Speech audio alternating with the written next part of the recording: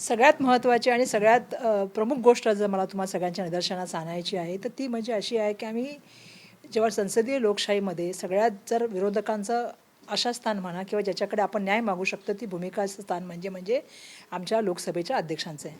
त्यांच्याकडे आम्ही काल का गेलो होतो?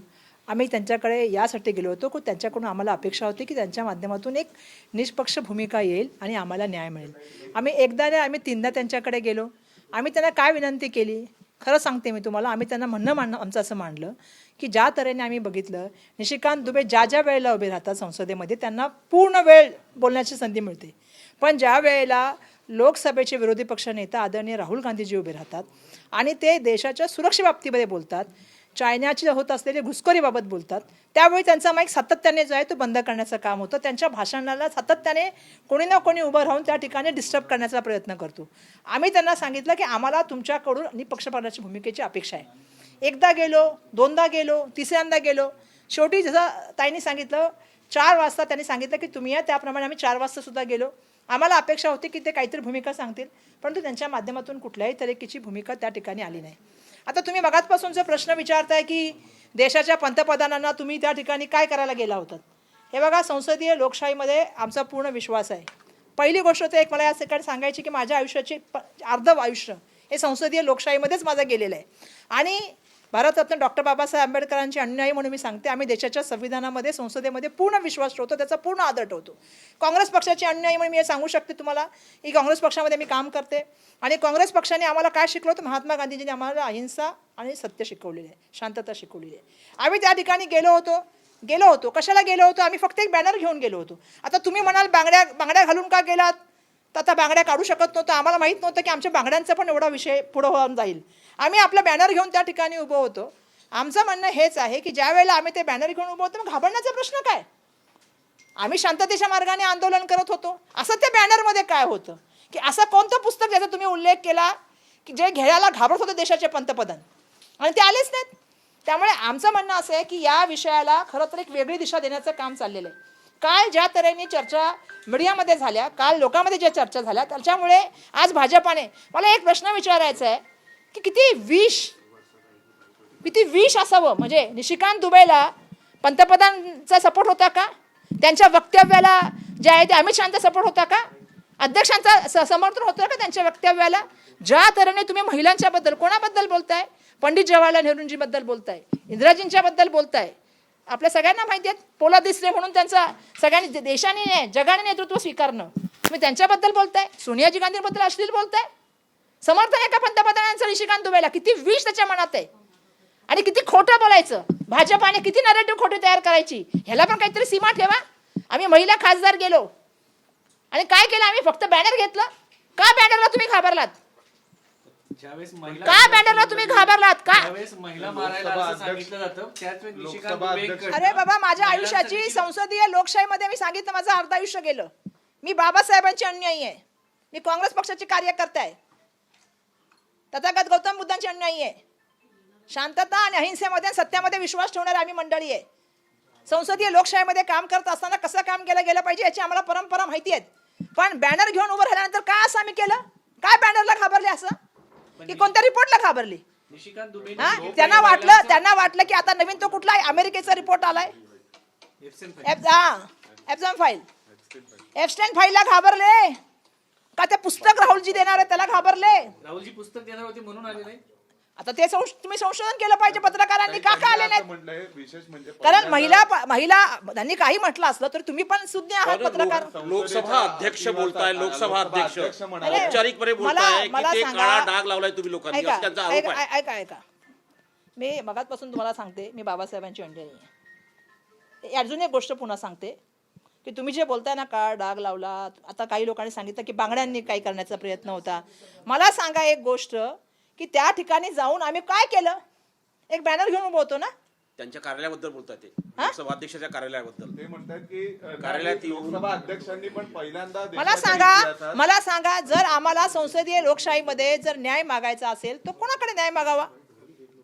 कोणाकडे न्याय मागितला पाहिजे? कस्टोडियन कोण आहेत? त्या हाऊसचे कस्टोडियन पूर्णपणे जे आहेत ते लोकसभेचे अध्यक्ष आहेत आणि अध्यक्षांना आम्हाला अपेक्षा आहे की त्यांनी निष्पक्षपणे काम करावं, आम्हाला न्याय द्यावा. विरोधी पक्षामधले आहेत म्हणून त्यांना बोलायला द्यायचं नाही, सत्ताधारी पक्षामधले ते अश्लील बोलतील तर त्यांना बोलायला द्यायचं, ही भूमिका बरोबर नाही. आणि ती भूमिका निशिकांत दुबेने महिलांचा अपमान केला, निशिकांत दुबेने देशाच्या पंतप्रधानांचा अपमान केला आणि अश्लील बोलले. एका ठिकाणी सांगायचं मॅगझिन अलाउड नाही, पुस्तक अलाउड नाही, हे अलाउड नाही, ते अलाउड नाही. तुम्ही काल पंतप्रधानांच्या खुर्चीजवळ गेल्या होत्या तेव्हा दुबे तिथे होते का? मग तुम्ही दुबेंशी काय बोलण्याचा तेव्हा प्रयत्न केला का? हे बघा, मी एक गोष्ट सांगते तुम्हाला, आपण सगळेजण जिथे इथे बसलेलो आहोत ते संविधान लोकशाहीमध्ये मांडणारी मंडळी आहोत. लोकशाहीने दिलेल्या अधिकारांचा आम्ही वापर करू शकतो, संविधानिक हत्याराचा आम्ही वापर करू शकतो. आम्ही बॅनर घेऊन उभं होतो, बॅनर घेऊन उभं होतं तर यायचं होतं. आमच्याकडे काय हत्यार होतं का मारायला? काचेच्या बांगड्या होत्या असं काही? आता काचेच्या बांगड्या हातामध्ये घातल्याच नाहीत बाबा, लग्नानंतर कधी घातल्या नाहीत. आणि मला एक सांगायचं की ज्या महिला काचेच्या बांगड्या घालतात त्यांचा मी सन्मान करते. महिला हातामध्ये बांगड्या घालतात, पण त्या बांगड्याचा अर्थ असा होत नाही की कोणाला मारायसाठी घालतात, त्या त्यांचं सौभाग्याचं लेणं म्हणून घालतात. लोकसभा अध्यक्षांनी असं पण म्हटलंय, औपचारिकरित्या म्हणलंय की महिला खासदार आल्या त्याच्यामुळे पंतप्रधानांना येऊ नका असं मी सांगितलं. काही अनुचित का सांगितलं? म्हणजे स्वतः अध्यक्षांच्या मनातच काहीतरी आलं काय याबद्दल? शारीरिक हल्ला होईल असं त्यांचं म्हणणं अरे होतं. मी ते वापस एक बोलते, शारीरिक हल्ला कसा होणार? कसा होणार? तुम्ही मला असं विचार करून सांगा. 25 वर्षाच्या राजकारणामध्ये किती लोकांना शारीरिक हल्ला केला? सर्वसामान्य माणसांना सांगा, एक शिवी दिली म्हणून सांगा. महाराष्ट्रातून तुमच्यासोबत शोभा बच्चा यांचं नाव असं आहे की त्या ठिकाणी आमचा प्रयत्न होता की आमचं म्हणणं आम्ही अध्यक्षांना सांगण्याचा प्रयत्न केला. एकदा नाही, दोनदा नाही, तीनदा केला. आमचं म्हणणं होतं की एक व्यक्ती सातत्याने संसदमध्ये उठतं, संसदेच्या पूर्ण प्रणालीला बाजूला ठेवून काहीतरी वेगळा विषय काढून त्या ठिकाणी पूर्ण संसद डिस्टर्ब करतं आणि पूर्णपणे त्यांचं बोलणं बेजबाबदारपणाचं असं अश्लील असतं. आणि अशा व्यक्तीचं पुस्तक चालतं, मॅगझिन चालतं, त्याचे रेफरन्स चालतात. आणि विरोधी पक्षनेता जर त्यावेळेला राहुलजी बोलतात की देशाच्या सुरक्षेबाबत, चायनाच्या घुसखोरीबाबत, तर तुम्हाला चालत नाही, ऐकायची तुमची मानसिकता नाही. आणि काल तुमचं एक नरेटिव्ह सेट झाल्यानंतर तुम्ही आज एक नरेटिव्ह सेट केलं की महिला मारायला आल्या. भाजपा इतकं खोटं बोलते हे काय तुम्हाला आज माहितीये? खोटं बोलायचं पण रेटून बोलायचं, तिचं नाव भाजप आहे. असे असंख्य उदाहरण मी देऊ शकते की ते नरेटिव्ह सेट करायसाठी. मग काय करायचं? हे नरेटिव्ह सेट करायचं, अरे आम्ही बाबासाहेबांचे आहोत अनुयायी, आमच्या समोर नका नरेटिव्ह सेट करू. आम्ही कायदा सुव्यवस्था पण जाणतो, देशाचं संविधान पण जाणतो आणि आमच्या मर्यादा पण जाणतो. पण मर्यादा बरोबर आम्ही हे पण जाणतो, एखाद्या व्यक्तीचा अन्याय करत असेल तर ते अन्याय सहन करणं सुद्धा महापाप आहे. हे आम्हाला बाबासाहेबांनी शिकवलंय आणि ते घेऊन आम्ही पुढे जात आहोत. पुढची भूमिका आमची हीच आहे की सत्य बोलण्याचं काम आम्ही मागे केलं. आम्ही सत्य बोलणार. नरेटिव्ह किती जरी सेट केलं तर मी आणि प्रतिभाताई त्या ठिकाणी होतो. सांगा आमच्या हातात कुठलं हत्यार होतं? सांगा ना तुम्ही. काय संसदेमध्ये हत्यार घेऊन जाणं अलाउड आहे का? म्हणजे तुम्ही ज्या वेळेला काही बोलू शकत नाही महिलांच्या मध्ये, तर तुम्ही त्यांच्यावरती असं करणार? सांगा. आम्ही दोघी पण लोक म्हणजे आमदार होऊन आलेलो आहोत. किती लोकांना आम्ही सांगावं विधानसभेमध्ये काय केलंय, कोणाला कधी हात दिलाय, कोणाला कधी त्या ठिकाणी कोणाला मारलंय, कोणाला त्या ठिकाणी आम्ही कधी शिव्या दिल्यात. त्यामुळे आमची ती परंपरा नाहीये. खोटं बोलायचं, रेटून बोलायचं, अश्लील बोलायचं, काम त्या ठिकाणी जय सातत्याने नेहरूंबद्दल बोलायचं. अरे आताच बोला ना, कधी निशिकांत दुबे या देशाबद्दल बोललेले आहेत की बाबा आताची परिस्थिती $92 रुपयाला झालेला आहे, महागाई एवढी वाढली आहे, बेरोजगारी वाढलेली आहे, हे करायला पाहिजे, आज कसं देशाला सुरक्षित वातावरण केलं पाहिजे. कधी तर निशिकांत दुबे या विषयावर बोललेले आहेत? पंतप्रधान लोकसभेमध्ये त्यांनी बोललेलंच नाही. ते न बोलता अभिभाषणाचा प्रस्ताव जो आहे तो मंजूर केला गेला, गुंडाळला गेला. आता ते राज्यसभेमध्ये बोलतायत. नाही, मी तेच बोलते ना, का आले नाहीत ते? असं त्या कटआउट मध्ये काय होतं आमच्या बॅनर मध्ये? लोकसभेत एक फोटो असं आहे की कुठला रिपोर्ट जो आला अमेरिकेच्या त्या रिपोर्टला घाबरले, की राहुल गांधीजी पुस्तक देणार आहेत त्याला घाबरले, की कशाला प्रश्नाला उत्तर द्यावे लागतील? दडपशाहीचं पण राजकारण करण्याचा प्रयत्न चाललाय, खोटेपणाचा पण चाललाय. कळूस हे पूर्णपणे खोटं आहे. तुम्ही फोटो म्हण किंवा काय पण म्हण, आम्ही आज नाही काम करत आज सार्वजनिक जीवनामध्ये. तुम्ही पंतप्रधानांच्या आसन स्थानापर्यंत पोहोचले होते असा फोटो एक बाहेर. आम्ही रोज त्या वेल मध्ये जातो, तिथे समोर बसतात विरोधी पक्षाची पण कॅबिनेट समोर बेंच आहे, पंतप्रधानांची पण बेंच समोरच आहे. आम्ही त्या वेल मध्ये रोज बसतो. मग पण तो आमचा असं आहे की आम्ही पण सांसद आहोत, आम्ही जाऊ शकत नाही का कुठे? अध्यक्षांच्या केबिन मध्ये पण काल तुम्ही गेला होता, तिथला एक व्हिडिओ आला, त्यात तुम्ही दिसताय आणि त्याच्यावरती आरोप होतोय की तिथं पण तुम्ही गोंधळ काळा डाग अध्यक्षांच्या म्हणाले ते. बोलण्यामध्ये ते मी आलं काय बोलले? आम्ही न्याय कोणाकडे मागायचा? होतं. न्याय आम्ही ना आम्ही असं आहे त्याच्यामध्ये न्याय मागणं कोणाला मागणार? त्यांचं म्हणणं आहे न्याय मागण्याची तुम्ही जर म्हणाल तो व्हिडिओ तर आम्ही काढलेला नाही, कोणी काढला आम्हाला त्याची कल्पना नाही, कोणी बाहेर पाठवलं त्याची आम्हाला कल्पना नाही. पण आमची भूमिका ही होती की ज्या तऱ्हेने इंदिराजींबद्दल बोललं गेलं आणि इतकं गलिच्छ बोललं गेलं, ते सभागृहात हे बोलले म्हणून हे सभागृहात बोलणं आणि फ्लोअरवर तुम्ही बोलून देणार ना, तुमची भूमिका काय? आमचं अध्यक्षांना म्हणणं होतं हे चुकीचं चाललेलं आहे. जर राहुल गांधीजी चीनच्या बद्दल घुसखोरीबद्दल बोलू शकत नाहीत, एका पुस्तकाचा रेफरन्स देऊ शकत नाहीत, मग तुम्ही मॅगझिनचा रेफरन्स कसा देऊ दिला, पुस्तकाचा रेफरन्स कसा घेऊ दिला? हे प्रश्न कोणाला विचारायचे? आम्ही ताई, पण ते सांसद म्हणे, आम्ही शांतपणे विचारले. काही पंतप्रधानांच्या आसन त्यांनी म्हटलं की वेळमध्ये सुद्धा वक्तव्य केलं ते सत्ताधाऱ्यांच्या थांबवलं दिशेने- गेलं नाही. त्याच्यामध्ये एका महिला आणि ज्यांचा अशा पद्धतीने मृत्यू झाला हल्ल्यानंतर त्या महिलेबद्दल बोललं अरे गेलं, त्याच्यावरती येऊ नये बाबा, म्हणून हे केलं का? शहीद महिलेबद्दल बोललं गेलं. देशाच्या पंतप्रधान ज्यांनी ह्या देशाला काय कणखर नेतृत्व असू शकतं याचं उदाहरण दिलेलं आहे. देशाला नाही पुन्हा जगाला दिलेलं आहे. म्हणजे अमेरिकेच्या राष्ट्रपतीचं पण पत्र जे आहे, काय म्हणतात त्याला, राष्ट्राध्यक्षाचं पत्र सुद्धा जे आहे ते त्या ठिकाणी ठेवून दिलेलं होतं.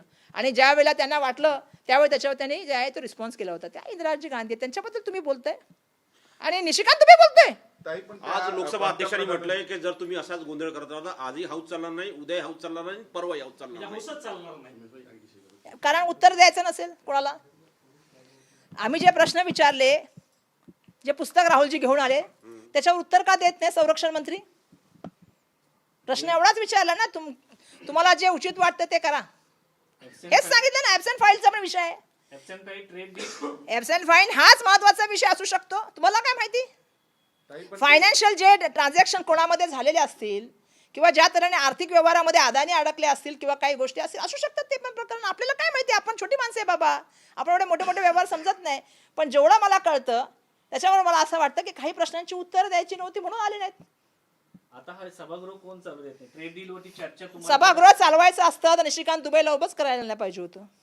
कोणी उभं केलं? कोणी गलिच्छ बोललं? सांगा ना, गलिच्छ कोण बोललं? नाही, त्यातले शब्द काढलेत निशिकांत दुबेंच्या बोलण्याचे, जे शब्द होते म्हणजे असं काढून चालतं का? व्हायरल झाला व्हिडिओ पूर्ण, दाखवू का पाठवून तुला? असं नाही चालत. संसदेमध्ये सगळ्यात मोठा पोस्ट जर कोणाची आहे तर अध्यक्षांची आहे. न्यायाची अपेक्षा कोणाकडे आहे? अध्यक्षांकडून आहे. हक्क मागायला आम्ही हक्क मागायला गेलो, कोणाकडे गेलो? आमची अपेक्षा होती त्याच्यावर कारवाई व्हावी. आज आमचे 8 सांसद बाहेर बसलेले आहेत आणि ते आतमध्ये बसलेत. ही बरोबर परंपरा नाही. ही संसदीय लोकशाही काळामध्ये सत्ता येते. मला एक गोष्ट नम्रपणे तुम्हाला अजून एक सांगायची, सत्ता येते सत्ता जाते म्हणतात ना. काळ जो काळ जे म्हणतात ना की ह्याच्यामुळे आज कोणी करते उद्या दुसरं कोण करेल, याच्यामुळे काय नवीन परंपरा चालू होतील मला सांगा? ह्याच्यामुळे काही नाही होत, विनाश होतो. आणि मला असं वाटतं की ज्या वेळेला आपल्या भारतीय संस्कृती, भारतीय संविधान एवढं मजबूत असताना, संसदीय लोकशाही मजबूत असताना तुम्ही तुमची म्हणणं वेगळ्या तऱ्हेने मांडू शकता ना. तुम्ही पण तुमची म्हणणं मांडू शकला असता. तुम्हाला निशिकांत दुबईला का उभं करावं लागलं आणि एवढं गलिच्छ का बोलावं लागलं? ही तुमची भाजपाची परंपरा दिसते. त्यातून फक्त बेटी बचाव बेटी पढाव बोलायचं आणि महिलांचा जो तुम्ही सन्मान करत नाही. आज तुम्ही आमच्या महिलांना कटकरत उभं केलं का? उभं केलं आम्हाला? निशिकांत दुबे मला सांगा. आम्ही बांगड्या घालतो म्हणून तुम्ही आमच्या बांगड्यांवरती आरोप केला? लोकसभा आम्ही त्या ठिकाणी बॅनर घेऊन उभं होतो, तुम्ही आमच्यावर आरोप करताय. बॅनर चुकीचं आहे? मला सांगा ना, संसदीय लोकशाहीमध्ये बॅनर घेणं चुकीचं आहे का? आमच्या आयुध काय आहेत आमचे, तुम्ही सांगा. त्यामुळे महिलांना तुम्ही फक्त बेटी बचाव बेटी बोलायचं आणि महिलांना तुम्ही टार्गेट सातत्याने करायचं, हे बरोबर नाहीये. संसदेमध्ये तुम्ही इंदिरा गांधी असेल, सोनिया गांधी असेल किंवा आम्ही महिला असू, तुम्ही घ्यायचं होतं, सांगायचं होतं, यायचं होतं, बघायचं तरी होतं की आम्ही महिला काय करतोय. भविष्यात संसदेत तुम्ही आमच्यावरती बांगड्या घालणं सांगताय. बंद केलं जाईल का? संसदेत का बांगड्या घालणं बंद करू? आमच्या सहभाग्याचं आणि आमच्या त्या ठिकाणी आम्ही प्रत्येक वेळा घालणारा महिला आमच्या संस्कृतीचं लेणं येते. पण त्यांचं म्हणतात की बांगड्या घालून ते हत्या करू शकतात, हल्ला करू शकतात.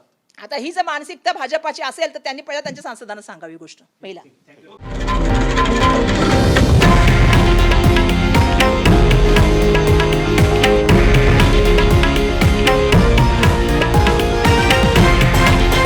हे आहे देशातील नंबर 1 न्यूज नेटवर्क आणि आपण पाहत आहात TV9 मराठी, एकमेव.